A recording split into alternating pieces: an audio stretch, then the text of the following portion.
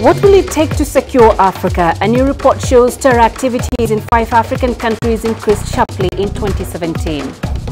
China and Portugal signed 17 agreements during President Xi Jinping's successful state visit. And we take a look at some of the major changes in Ethiopia under the leadership of Prime Minister Abiy Ahmed Ali. Hello and a warm welcome to Africa Live. I am Peninah Karibe. Let's have a look at other stories coming up this hour. In business, South African arms firm Denel is no longer up for sale. And what Ghana is doing to ensure students with disabilities have access to quality education. We begin in the Horn of Africa region, where Somali commandos backed by U.S. forces have carried out another operation against Al-Shabaab militants. They raided 2 checkpoints which the extremists used to extort money from commercial vehicles. Somali intelligence officials said several militants were killed. The officials also said 2 U.S. airstrikes destroyed an explosives-laden minibus that was being prepared for a possible attack. In a statement, the U.S. Africa Command said 4 extremists were killed in a self-defense airstrike after U.S. and partner forces came under attack. Residents of Adegle, a former village in Lower Shabelle region, reported hearing gunfire and explosions. The U.S. military has stepped up the fight against Al-Shabaab, carrying out more airstrikes in 2017 than over the previous decade. Meanwhile, the latest Global Terrorism Index shows that terror activities in 5 African countries rose sharply in 2017. According to the study, terrorism deaths decreased globally by 27%, but Africa remains heavily impacted by terrorism. Egypt and Somalia saw the largest increases in terrorism-related deaths. According to the report, the Middle East, North Africa and Sub-Saharan Africa were the most impacted by terrorism in 2017. The Global Terrorism Index reflects the influence of terrorism in countries. It's based on an analysis of various socio-economic conditions as well as the geopolitical factors of emerging radical movements. The report notes that the number of people killed at the hands of terrorists has been decreasing for a 3rd consecutive year. One of the main reasons is the continued weakening of ISIL in Iraq and Syria. Earlier, we spoke to CGTN's Daniel Wrenches for more details about that report. Yeah, this report really looks at 2017, the full numbers that they have access to, and they say that 18,814 people were killed in 2017 as a result of terrorism, though there was marked improvement in 94 countries and a deterioration in about 46. So you're talking, as you said there, about a 27% decline in terrorism deaths globally. So it's not a terribly bad picture, and most of the improvements were in Iraq, and as a result of the most deadly terrorist group being somewhat undermined strategically on the battlefield in Iraq and Syria. Well, Somalia in particular has pretty bad numbers to start with. A 93% increase in terrorism-related deaths in 2017 compared with the previous year. So in raw numbers, that comes from around about 760 to almost 1,500 deaths in Somalia, as they really struggled to contain the threat of Al-Shabaab. And also in Egypt, a very worrying trend in the Sinai Peninsula, with overall in that country 123% increase in deaths in Egypt to 655 deaths overall. As I say, those incidents were concentrated in the Sinai Peninsula with the Islamic State offshoots. Each time the Islamic State strikes in Egypt, it becomes even more deadly. So there are some worrying signs, but also some positives, particularly when it comes to Nigeria and tackling Boko Haram and also Fulani extremists, though the report indicates that the Fulani extremist threat is increasing this year.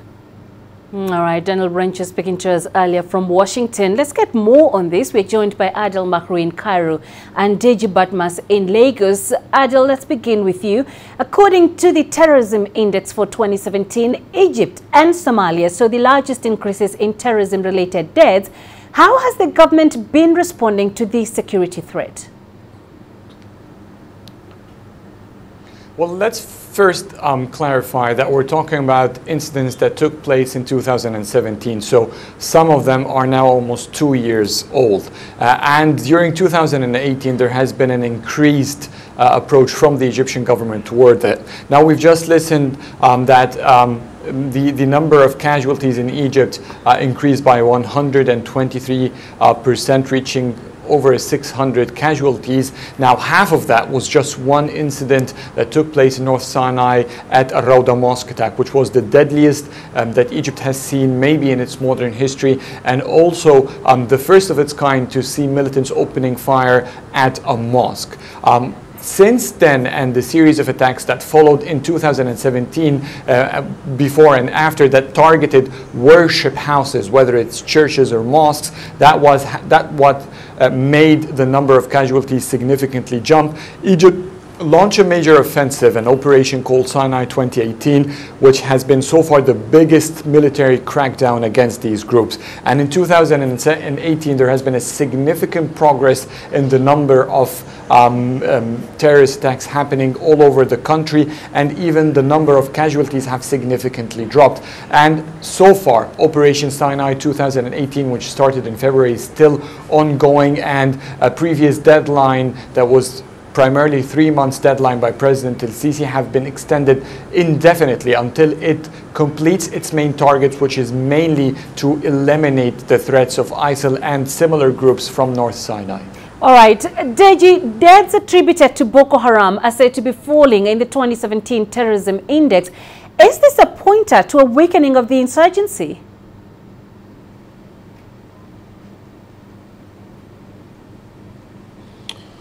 Well, what I'll just tell you is that I think the reason for this is just a combination of factors. Factors that Boko Haram is no longer the kind of force it used to be. Its capacity has been degraded to a certain level, even though we're beginning to see some kind of resurgence this year. And, you know, the split. Boko Haram used to be one force, but now it's split into about 2 or 3 different factions. And so the fact that they are not together and they are not fighting as one cohesive force, that's also, I think that's also part of the problem for them now. And we can't also deny the fact that this is also a clear testament that the counterterrorism measures of the government would appear to be working. The military operations would appear to be working. And if you look at that year, I'm talking about 2017 now that this report is based on, we saw a massive deployment now of troops to the northeast of the country. Weapons were procured, and to a large extent last year, the military had an upper hand now against the insurgents. And also the MNJTF last year at least, you know, was a bit functional, even though it still has its own challenge. So, I mean, you look at all of these factors, you can clearly understand why this has happened. But if you're talking about 2018 now, we're beginning to see some kind of resurgence now, especially from the faction of Boko Haram known as ISWAP. We just have to wait until 2018 figures come in. But no doubt at all that Boko Haram is no longer that one united force it used to be. That has taken a toll, of course. It has weakened the group, so to speak. And the counterterrorism measures of the government would appear to be working. Adel, coming back to you, what is Egypt doing to stop the flow of illicit financing to terror networks? First, Egypt has expanded its activity on the northeastern borders, the borders between Sinai and Gaza, where it has been believed that the main influx of finances and arms have been ongoing through hundreds of tunnels that go under the Egyptian border with Gaza and connected with the besieged Strip. This has been the major concern for Egypt, and for the past 2 years, hundreds of tunnels have been destroyed, and that has, in a sense, limited the capabilities and the influx of ammunition, of arms, and even militants to North Sinai. And it has been one of the reasons that Egypt has lately, or at least Cairo officials believe that the number of deadly attacks have significantly decreased because of what it started happening right after the military operation Sinai 2018 happened in Sinai. They announced scores of weapons, tons of explosive devices in the Sinai, and once that was confiscated and destroyed, it seemed that we've seen a sharp drop in the number of attacks happening from Sinai. It doesn't mean that the threat is over. There is still a huge threat that is happening on daily basis in the 1,000-kilometer long Egyptian western border with Libya. It's a very long area.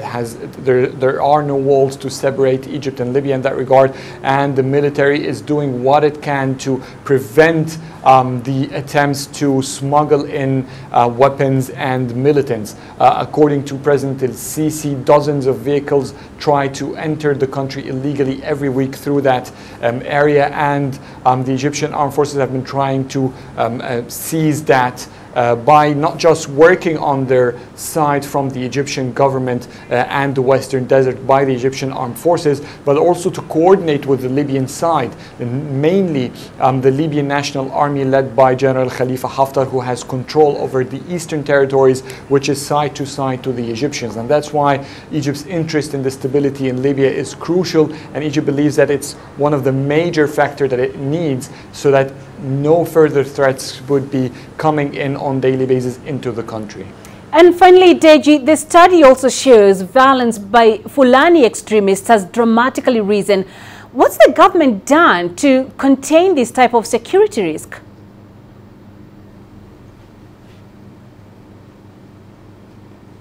Well, first is, I think when this report was compiled or when the data was collected, it would appear the Fulani extremists, the issue of the headless farmers crisis was at the front burner between late 2017 and early 2018. But as we speak today, the government would appear to have a grip on the situation.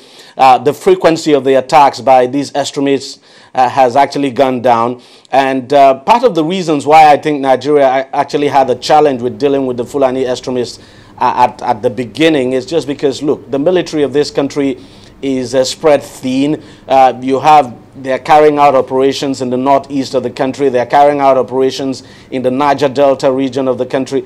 In fact, the military of this country is carrying out operation across the entire region. But that of the northeast, of course, we know is massive. And I think it's part of the reasons why at the very beginning the military or the government had that difficulty now in dealing with the Fulani extremist issue. But today, as we speak, as I said, the frequency of the attack has actually gone down. Troops have been deployed to those flashpoints where you would normally have these attacks. They no longer happen. And some of the attacks we get these days are basically restricted to places like Zamfara State, for instance, in the northwest of the country. So it's a challenge, but it's a challenge that so far it appears the government has been responding to it positively, and it's beginning to get a grip now of the situation. But what plays out going forward, we cannot tell. But fact is that it appears the issue of the headless farmers crisis has been brought under control, at least to some extent. Peninah? All right, Deji, thank you very much. Deji Badmas live in Lagos and Adel Mahri in Cairo. Thank you to the both of you.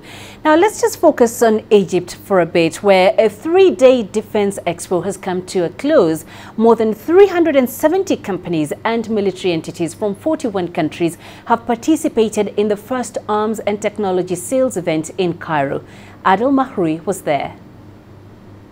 Some of the world's top arms manufacturers are here in the first arms exhibition Egypt holds. And they've all come for one main purpose: to find new buyers for their weapons and technologies. We are exporting more than 90% of our products into many countries. And when we heard that there will be the first EDEX in Cairo, we decided to come here to explore opportunities and to be present in this market. We're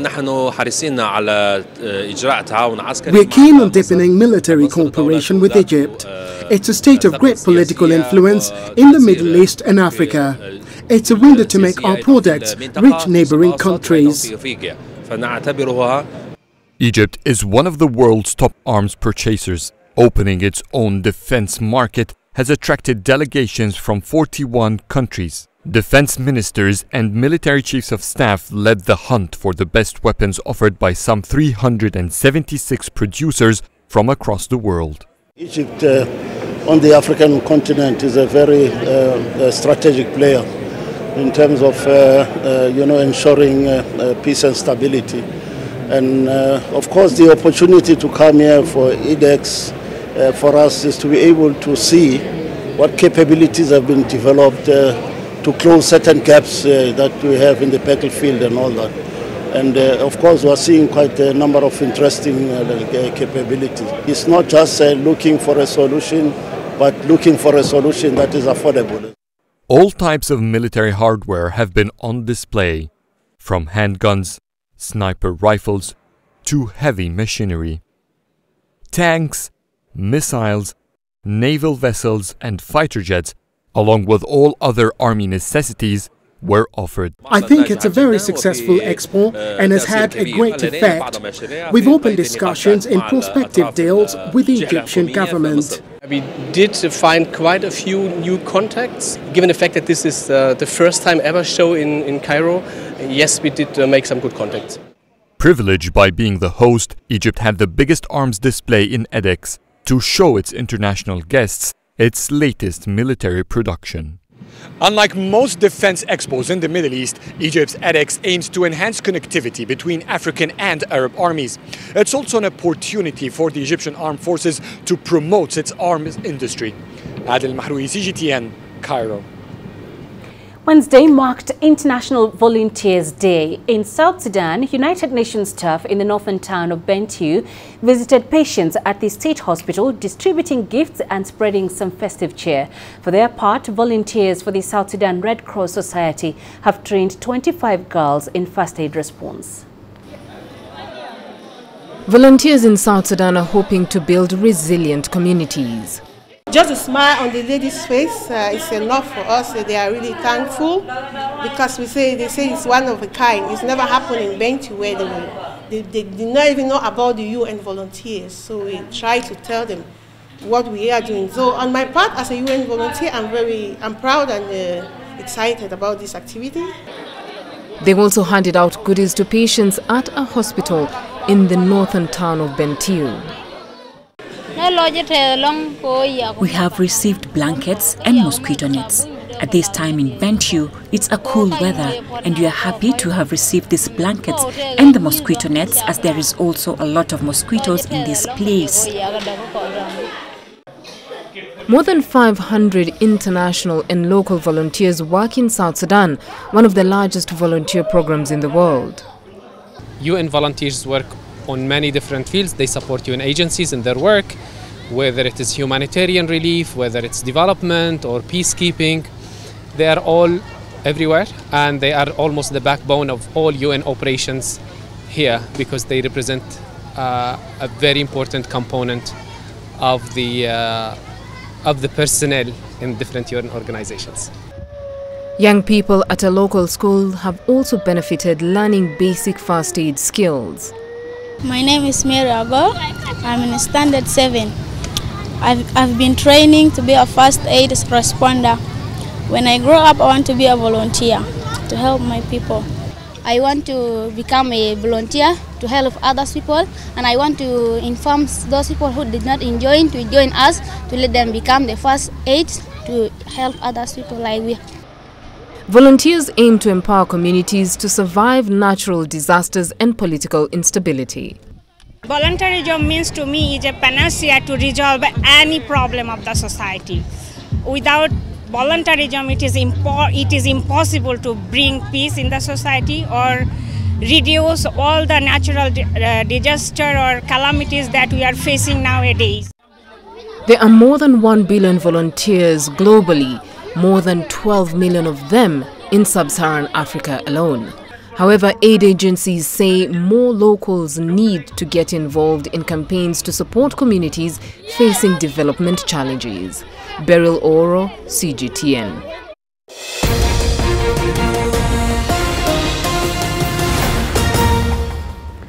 Let's bring you some news, Justin. The Yemen peace talks backed by the UN have started outside the Swedish capital, Stockholm. This is the latest effort to try and end nearly 4 years of a civil war. The UN team is mediating between Yemeni government representatives and Houthi rebels. The informal talks are expected to last a week. Let's listen in now to a live briefing. Concessions, compromises, and then some courage as well.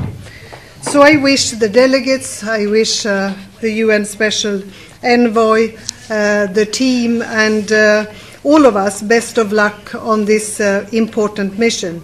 I will give the floor now to the UN Special Envoy Martin Griffiths. But as you've said yourself, this could be an important beginning. Thank you, and again, warmly welcome to all of you. Thank you very much.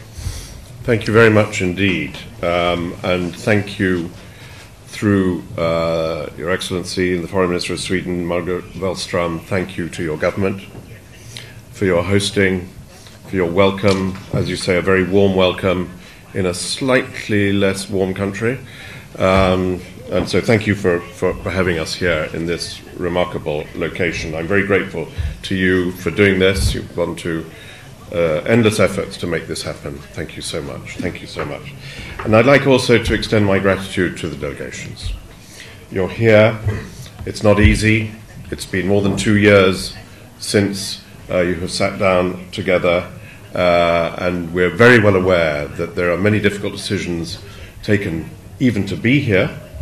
And of course there'll be challenges in the days ahead, but we're very grateful to you for your travel and for your presence. And I'd also like to thank the Saudi-led coalition, the Sultanate of Oman, and the government of Kuwait for their support in making this happen and getting us here. Many governments have been played a large part in making this morning take place, and I'm very grateful to them, and I know the Secretary General of the United Nations is equally so. Today marks, we hope, the resumption of a political process. After 2.5 years without a formal political process, the convening of the two delegations here is an important milestone. It demonstrates to the international community here represented and to whom we speak, to each other, and most importantly to the people of Yemen, that you're ready to come together in the name of a peaceful political solution to the conflict. I have received numerous statements of support for these consultations from your respective leaderships, and I'm very grateful to them for that. Moreover, during the past weeks, both parties have issued calls for reduction of violence, for a de-escalation, to use that word, of military operations, which is of course important as a backdrop to the talks that we will be having here, to the consultations we will be having here. Such a reduction on violence and restraint on the battlefield has a significant impact on the lives of Yemenis, but it's also a signal to the people of Yemen that we're here with serious intent to pursue a particular political solution. Today, I'm also pleased to announce the signing of an agreement on the exchange of prisoners, detainees, the missing, the forcibly detained, and individuals placed under house arrest. This is a huge tribute to those here present, and of enormous importance to the many thousands of families who seek the return to them of those currently lost to them. It will allow thousands of families to be reunited, and it is a product of very effective, active work from both delegations, and I'm very grateful. What we will do here and in the coming weeks is to work on the implementation of that agreement to make it happen. But it's a good sign, and I think it's an important sign. The bar for success here, however, is higher than this. And as the people of Yemen know, much better than me the desperate situation that they face in Yemen on a daily basis includes the prospect of famine, includes the continuing degradation of the economy, healthcare, and education across all aspects of their lives. Humanitarian agencies have raised, and the Minister reminded us, the alarm regarding the terrible conditions for the country's children. Thousands have died as a direct consequence of the fighting, and many tens of thousands more have died from malnutrition. So the political process, the talks that we will have, offers an alternative to the narrative of conflict, and it begins here. And we seek to turn back the path from those problems and terror and the difficulties of life towards peace. During the coming days, we will have a critical opportunity to give momentum to the peace process, to move towards a comprehensive agreement based on the three references: the GCC initiative and its implementation, the outcomes of the national dialogue, and the relevant resolutions of the Security Council, including 2216. In the coming days, you will have the opportunity, people here present, to discuss and make serious progress, I hope, on a framework for negotiations that sets the parameters for the peace agreement and the resumption of the